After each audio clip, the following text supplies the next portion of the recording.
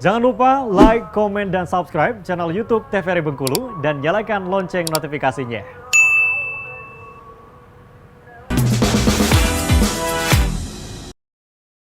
Balik lagi di Opini Obrolan Pas di sini. Pemirsa masih dengan tema yang sama, yaitu mengenal profesi penyuluh, dan masih bersama dengan Mbak Elsie. Nah, Mbak, kita ada di penghujung ini. Nggak terasa ya. Nah, ini kalau tadi udah bahas apa aja nih yang dilakukan, penyuluhan seperti apa. Nah, sekarang pengen tahu nih, pernah nggak sih Mbaknya ngerasain kayak, kan ini berhadapan dengan masalah terus ya? Masalah ya. Iya. Masalah dan harus mengedukasi seperti itu selalu pekerjaannya. Tuh pernah nggak sih kayak jenuh walaupun itu pekerjaan ya?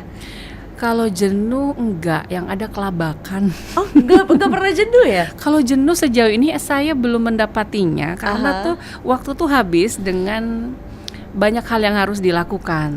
Jadi yang kadang karena terlalu hektik tuh kadang-kadang tepar, ya kalau bahasa Bengkulu tepar gitu ya.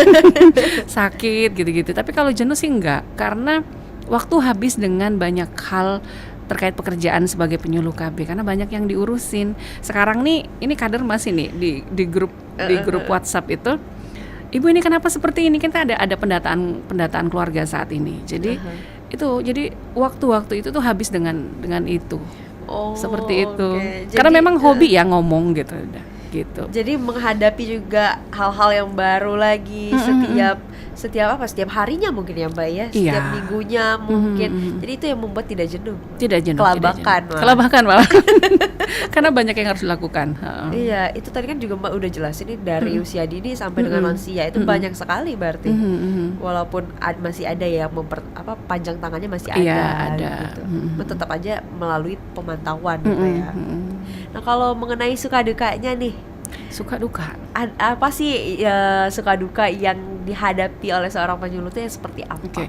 Karena dukanya aja kali ya. Kalau suka semua karena memang passionnya di sini, ngomong ke orang, bicara ke orang, tapi jangan minta soal administratif ya ke saya. Saya lemah. Jadi kalau apa gitu udah saya aja duluan, nggak apa-apa saya ngomong, nggak apa-apa. Nah tapi kalau dukanya itu adalah saya berpikir ketika saya ngurusin keluarga orang, kapan untuk keluarga saya? Itu yang sering jadi bikin sedih gitu kan. Ketika anak orang kita urusin gitu di Posyandu, kita nggak bisa ke Posyandu Bu gitu. Karena jauh kan. Mungkin kalau saya wilayah tugasnya di kota mungkin jadi lebih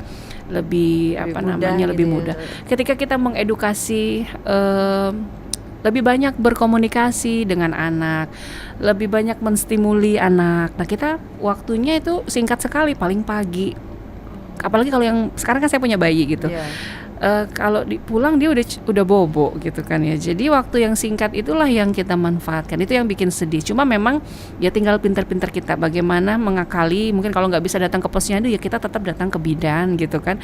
Tetap sama aja gitu kan. Cuma memang kita harus menyisihkan waktu lebih. Sehingga mungkin itu tadi yang saya bilang tadi, kelabakan tadi. Jadi pagi ngurusin keluarga masyarakat gitu, sore malam gitu keluarga sendiri nih yang diurusin. Jadi habis ini gitu. Jadi memang ya itu sih dukanya. Setiap harinya hektik banget ya. Mungkin aku aja yang lebay kali ya.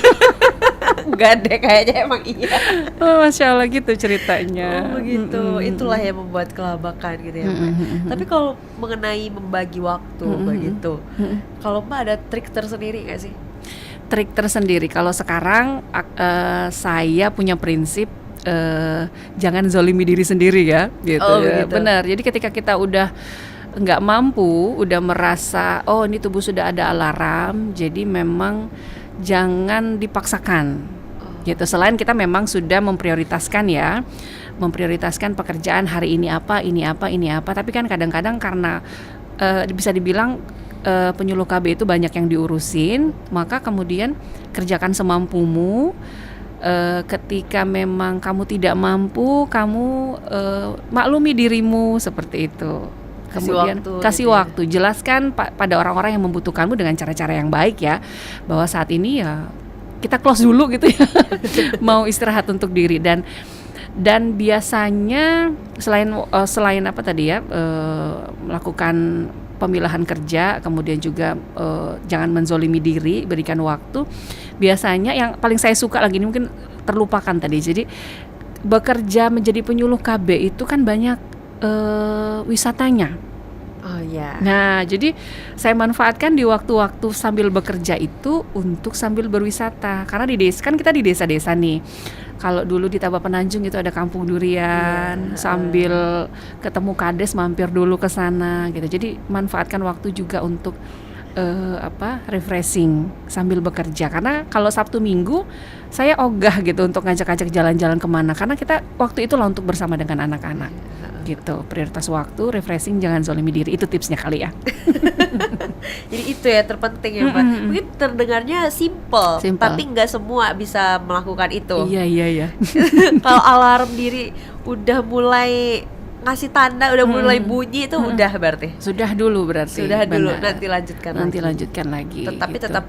tetap melakukan dulu apa nih yang prioritas. Iya, waktu prioritas. itu. Paling itu tadi, kalau memang masih ada orang yang butuh kita, maka kita sampaikan dengan baik aja. Ya, pasti orang akan paham kok gitu. Kadang-kadang aku dibutuhkan orang, aku harus selesaikan. Kadang-kadang orang-orang berpikir seperti itu, tapi sebenarnya jangan gitu. Kita kasih waktu jeda untuk diri kita.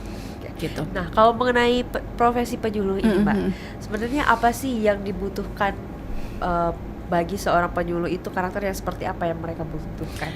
Karakter seperti apa? Yang pertama harus tahan banting ya.